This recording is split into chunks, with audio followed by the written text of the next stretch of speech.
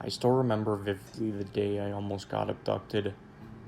I was 12 years old and lived on an isolated seaside city surrounded by the boreal forest.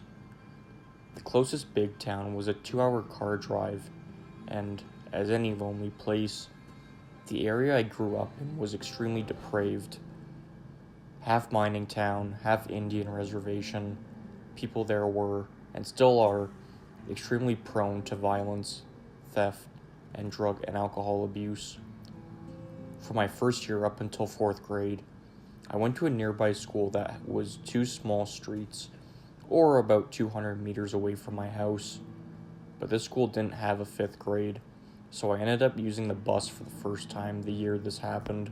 At 6 a.m., I would walk out my front door and a few streets away until I got into a long street with several intersections. Every morning, our bus would pick up 3 students to a stop that was perhaps 100 meters away, turn at an intersection to pick up other students, come back, and take us in. We, meaning me and my 2 stop mates, always thought it was kind of stupid to put 2 stops into a single street, and when we felt like sitting down early, we'd walk the extra distance to get in before the intersection. One morning, I got out early as I had noticed a heavy snowstorm, and the tough winds would slow me down in my walk toward the stop. I was shivering all the way there and looked right at the other stop. No one was there yet. I thought a few students might have not shown up because of the temperature, while others were probably still watching the news to check if today would be a snow day. I remember touching my face and feeling spots of hardened, cold skin around my cheeks.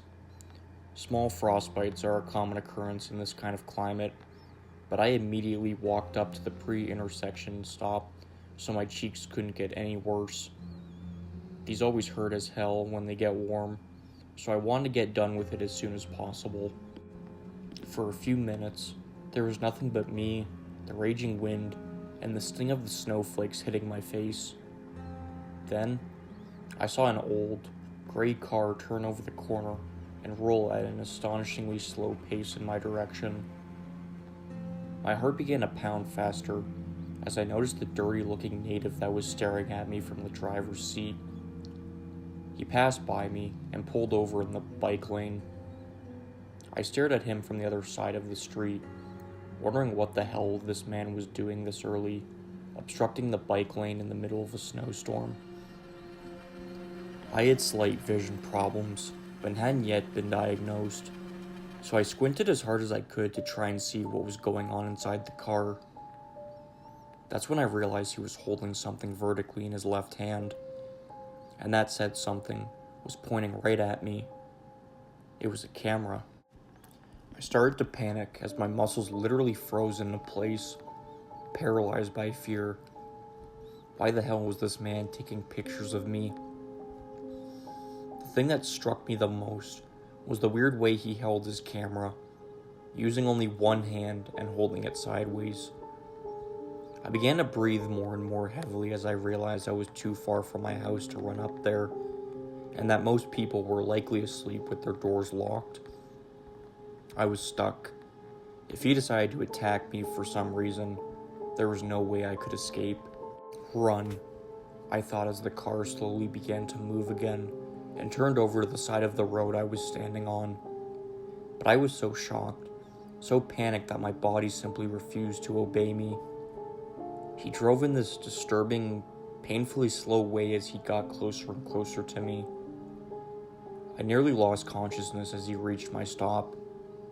I felt his car begin to slow down even more when I suddenly heard a loud humming sound coming from further up the street.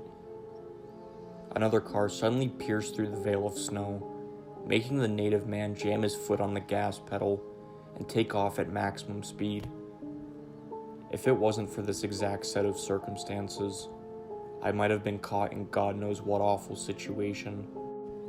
One of my stop mates arrived a few seconds after, and I finally gathered the courage to run towards her. 2 years later, the corpse of an abducted 5-year-old girl was found in the nearby woods. I'll never know for sure if this story is related to mine, but I shiver every time I think I might have been staring at a murderer right in the eyes. I later called the cops, described the events, and got a promise that they would patrol the area more often. I never saw a police car in the surrounding in the 5 following years. As for the picture, I'll never know if it's been deleted, if it's hanging in some psycho's private collection, or if it's out there in some twisted site for all to see.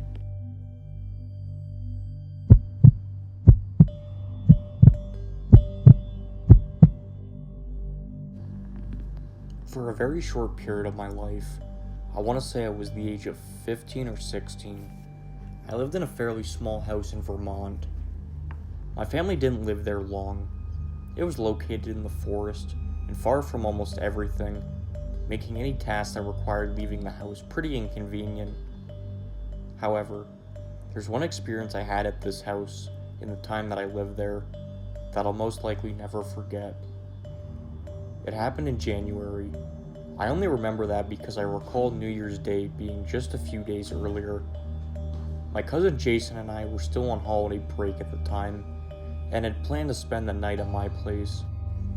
This is something that we would often do, and we would typically stay up till 2 or 3 a.m. playing Xbox, watching movies, or something along those lines.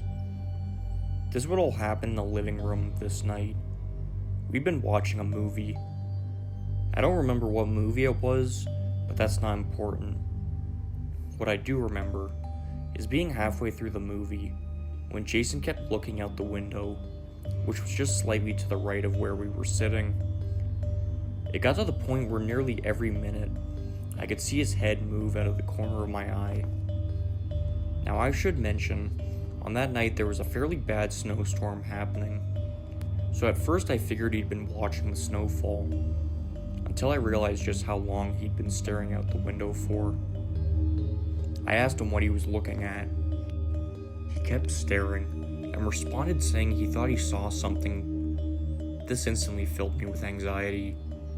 I think this was mostly due to where we lived.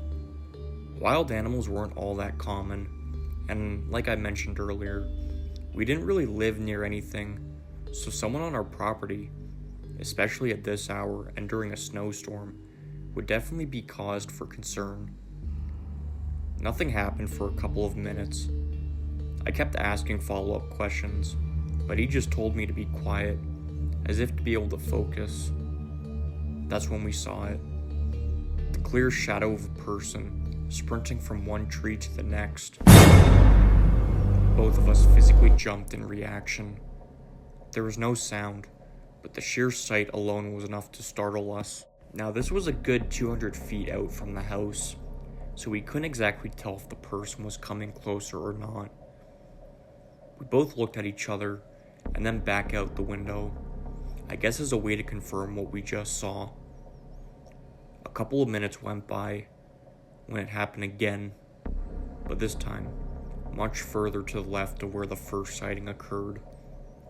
Slowly over time, the sightings would become more frequent. It was clear by this point that there was more than just one person. Eventually, one of the figures got out from behind a tree, but this time, instead of moving behind another one, it just stood there. And after a couple of seconds, the figure started sprinting in our direction. This was enough to break us out of the trance of disbelief that we both seemed to be in, at which point we ran.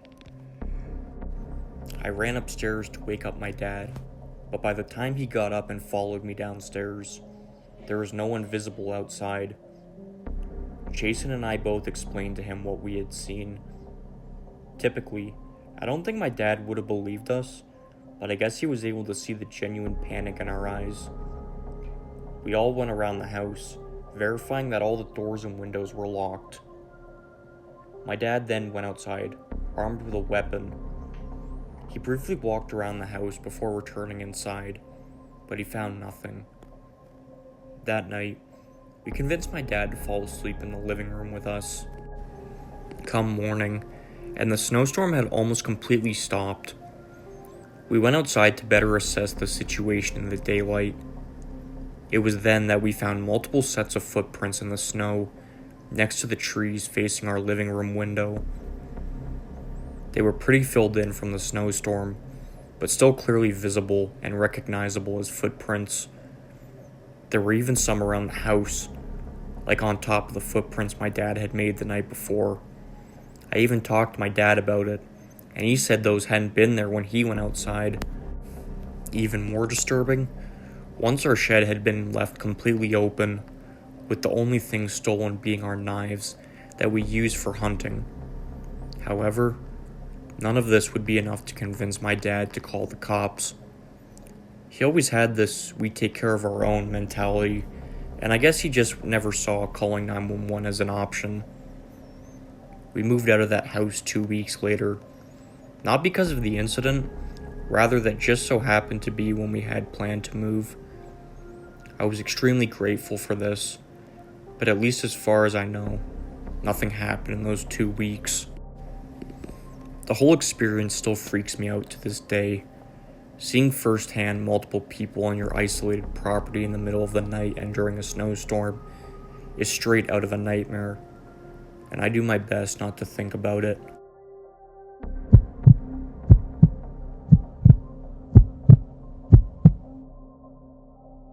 I live in England, and for others who live here, you may remember it snowed quite a lot in the winter of 2018.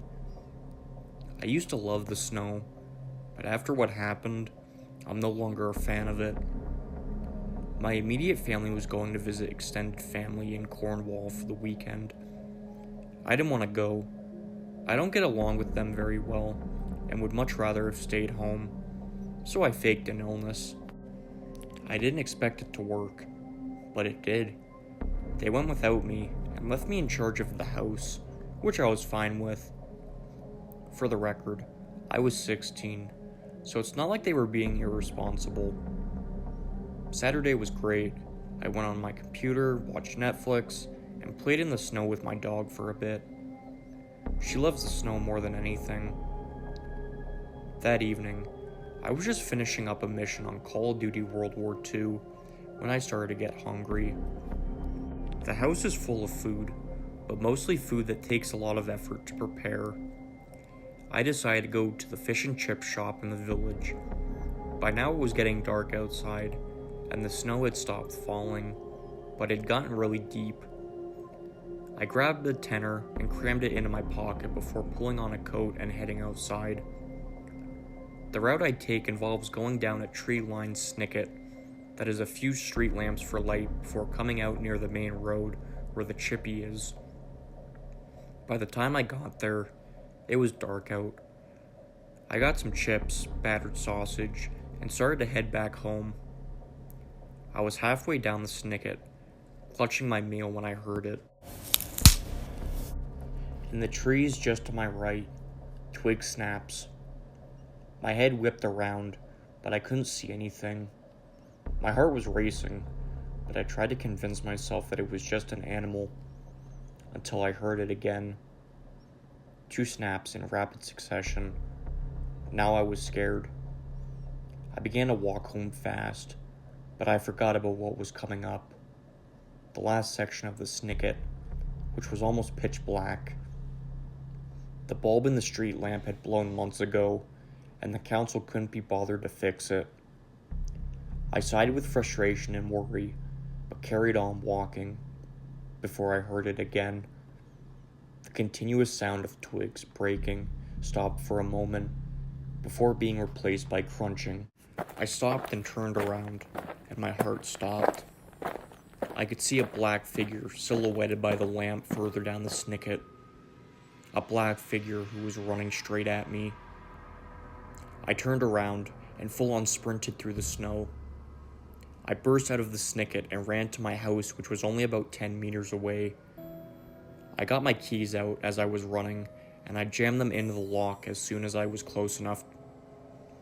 I threw myself in the house and slammed the door shut behind me, locking it. I looked out of the door window and saw nothing. The streets were deserted. It wouldn't be that bad if it ended there, but it didn't. Paranoia kept me up late, and close to midnight, the dog started making a racket, barking and scratching at the back door. I knew deep down what she was barking at, but I didn't want to believe it. I went to the back door, but it was too dark to see anything. I steeled my nerves and flicked on the light switch to the backyard to once again see nothing. The back garden was empty. I dragged the dog away from the door and went back to watching TV. But something was nagging me. I couldn't think what it was. The back garden was undisturbed, apart from my footsteps leading up to the back door from when I came home. That's when it hit me. I came in the front door. My veins turned to ice, and as I walked to the back door, I realized something was very wrong. I could feel cold air on my face. I walked around to it and stopped dead. It was wide open. The build of my house gives 3 different options when you enter the house: the living room, which is where I was, kitchen, or stairs. As I slowly backed into the wall, I heard a light but clear thump upstairs. With that, I grabbed the dog, grabbed my phone, and ran straight to the neighbor's house. And due to it being midnight, I rang the bell about 10 times before getting a response. They were furious about being woken up, but when I told them what was going on, they let me straight in. The police took about 40 minutes to arrive because of the snow that was once again falling heavily. And when they did come, they did a thorough search of the house. They found nothing. The footsteps were all filled in by the snow, but the CCTV showed a figure running straight out of the back door soon after I left and hopping the fence at the end. They disappeared into the woods behind my house. It kills me to know he's still out there and that he knows where I live. I'm sleeping more steadily now, and we have a new lock on the door, but for a while, I was constantly worried for me and my family's safety.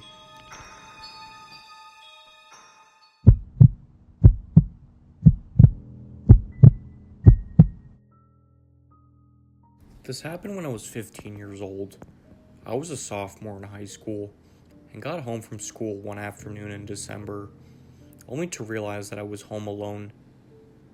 I saw a note on the counter from my mom saying that her and my dad were going shopping and that they'd be back later that night. She left me some money to order a pizza, which I was pretty excited about. I did my homework, then ordered the pizza and watched TV. After which, I started playing some video games. It had been snowing earlier in the day, and by the time it was 7 p.m., it was really coming down. I kept playing video games until about 9. My mom called me, telling me she was on her way home, but that she might not be there for another hour or so because of the snow. I decided to go outside and look to see just how much we had gotten. I was also maybe gonna shovel the driveway. I stepped out the front door to see several inches of fresh snow everywhere. It was smooth, except for this one place. I noticed some footprints in the snow that were in my yard. There seemed to have been someone who walked in my yard and then went over to the garage. It was strange to me. There usually weren't people walking in my yard. I went back inside and suddenly had the thought to check the garage door, which was connected to our house. I went over to it and saw that it was unlocked. I started to walk closer to lock it, but thought I heard a noise right from the other side of it. This really freaked me out, and I ran upstairs to my room. I locked my door and hid under my bed. About a minute later, I heard the noise of my garage door opening. I wanted my parents to get home badly, but knew that they wouldn't be home for almost an hour. I heard the sounds of someone walking around downstairs in my house.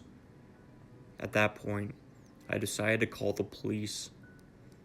Thankfully, I had my phone on me, and I dialed 911. I spoke as quietly as I could, and hoped that whoever was downstairs didn't hear me. I could barely hear them walking around downstairs, and I heard them walking around for quite a while. I had no idea what they were doing, but I was kicking myself for not making sure the garage door was locked earlier. I sat upstairs under my bed until I started to hear the footsteps coming up the stairs.